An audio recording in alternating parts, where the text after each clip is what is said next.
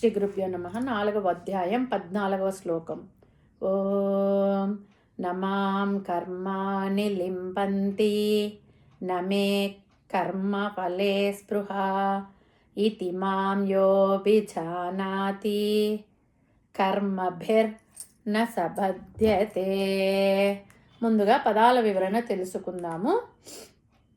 నమాం కర్మాణి లింపంతి, నా మీద కర్మలు పనిచేయవు, ప్రభావం చూపవు.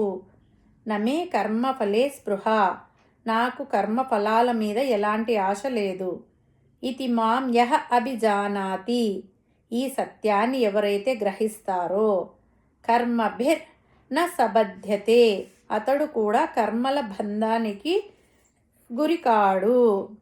పరమాత్మ ఏం చెప్తున్నాడంటే, తాను సృష్టి కోసం ఎన్నో కార్యాలు చేసినా వాటి ఫలితాలపై అభిలాష, కోరిక ఉండదని, అలా ఫలాసక్తి లేకుండా పనిచేస్తే మనిషిని కర్మ బంధించలేదని చెప్తున్నాడు. అంటే ఫలితాల ఆశ లేకుండా ధర్మబద్ధమైన పని చేస్తే అది మనుషుల్ని బంధించదు అని పరమాత్మ చెప్తున్నాడు. నాకు ఏ కర్మలతోనూ సంబంధం లేదు, ఏ కర్మలకు నేను కర్తను కాను. ఎందుకంటే కర్మల వలన ఒక ఫలితం రావాలని, అది నాకు దక్కాలని నాకు కోరిక లేదు. ఏ రకమైన కర్మలు చేసినా నాకు ఎందుకు అంటుకోవు అంటే, నమే కర్మ ఫలే స్పృహ, నాకు కర్మ ఫలితం మీద కోరిక లేదు కాబట్టి నాకు కర్తృత్వం లేదు.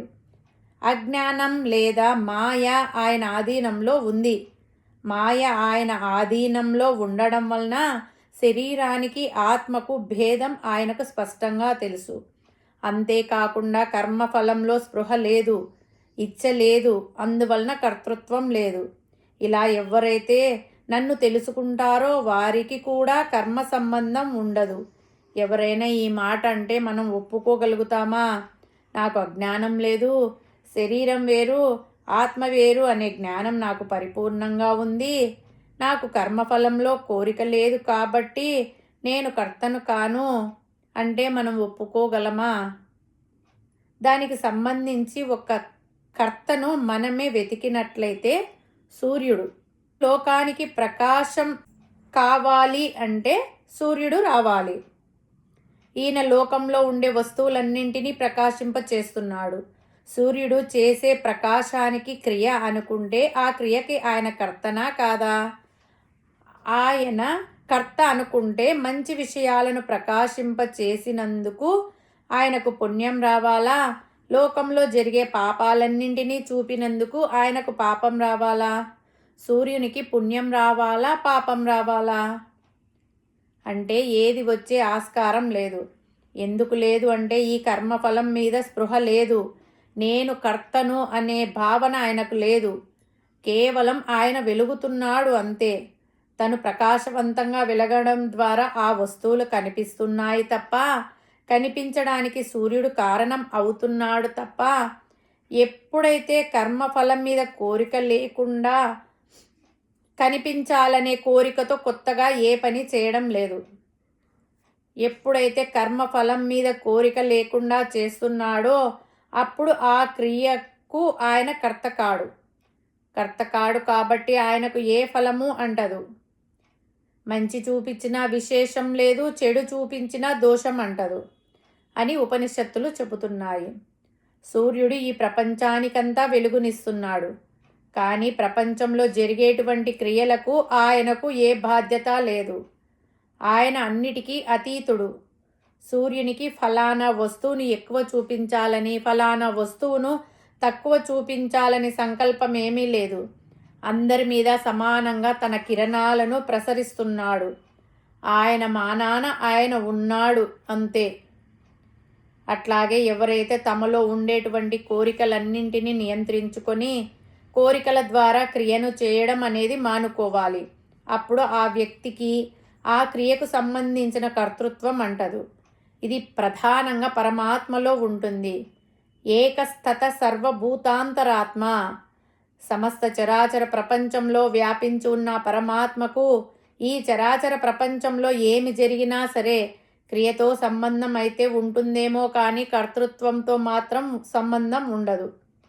ఆ కర్తృత్వం లేకపోవడం వలన క్రియాఫలం పరమాత్మకు దక్కదు. ఏ పరిస్థితిలోనైనా సరే ఇది నాది అని పరమాత్మ అనుకోడు. ఇది నాకు కావాలి అనుకొని ఏ పని చేయడు. అలా కర్తృత్వంతో సంబంధం లేని వాళ్ళు చరిత్రలో ఎవరైనా ఉన్నారా అనే ప్రశ్న వేసుకుంటే ఉన్నారు అనే సమాధానం.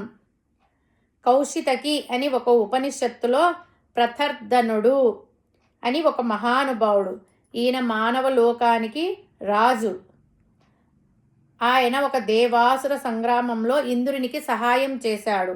ఆ కాలంలో కొంతమంది రాజులు దేవతలకు సహాయం చేయడానికి స్వర్గానికి వెళ్ళి దేవాసురుల సంగ్రామంలో కొద్దిగా పాత్ర వహిస్తూ ఉండేవారట.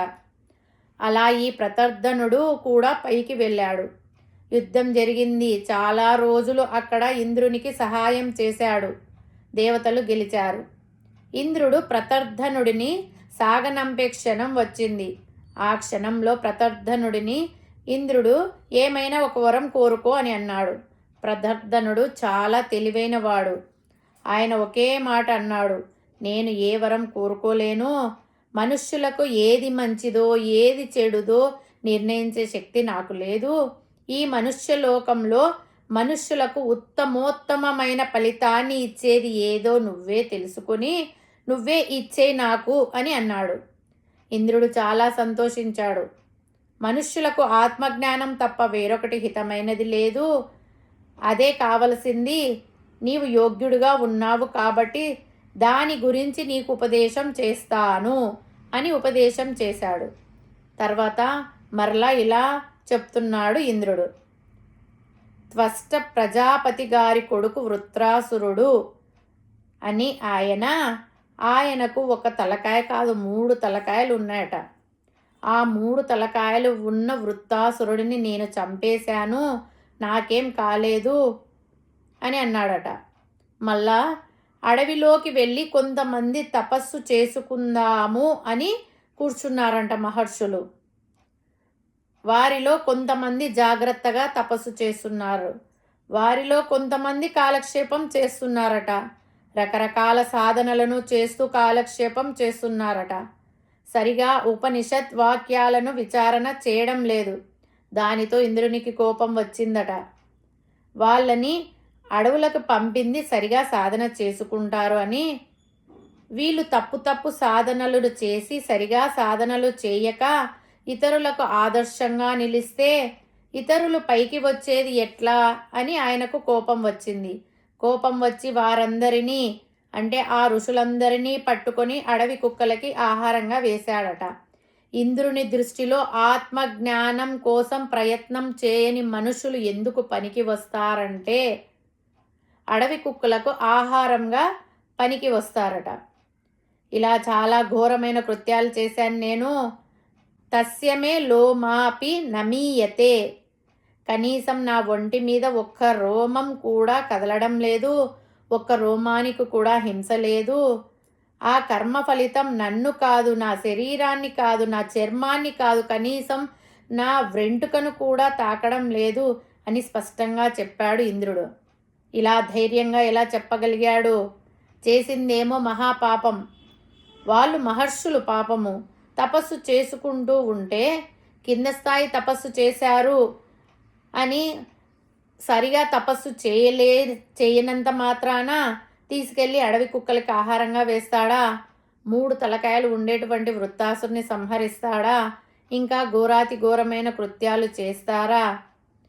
చేసి నేను ఇలా చేశాను, నాకేమి సంబంధం లేదు అని చెప్పుకుంటాడా అని అంటే ఆ ఇంద్రుడు ఏమి చెప్తున్నాడంటే, నేను తత్వజ్ఞానాన్ని పొంది ఉన్నాను, ఆత్మకు ఏ విధమైన కర్తృత్వం ఉండదు అని నాకు స్థిరంగా తెలుసు.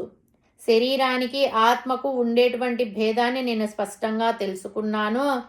అలా తెలుసుకోవడం వలన కేవలం ఈ కర్తృత్వం నా యొక్క బాధ్యతను నిర్వహించడానికి అంగీకరించానే తప్ప ఈ కర్తృత్వం ద్వారా నాకు ఏదో ఫలితం రావాలని కానీ వద్దని కానీ మరొక రకంగానూ నేను చేయలేదు. కాబట్టి ఇవేమీ నాకు అంటవు.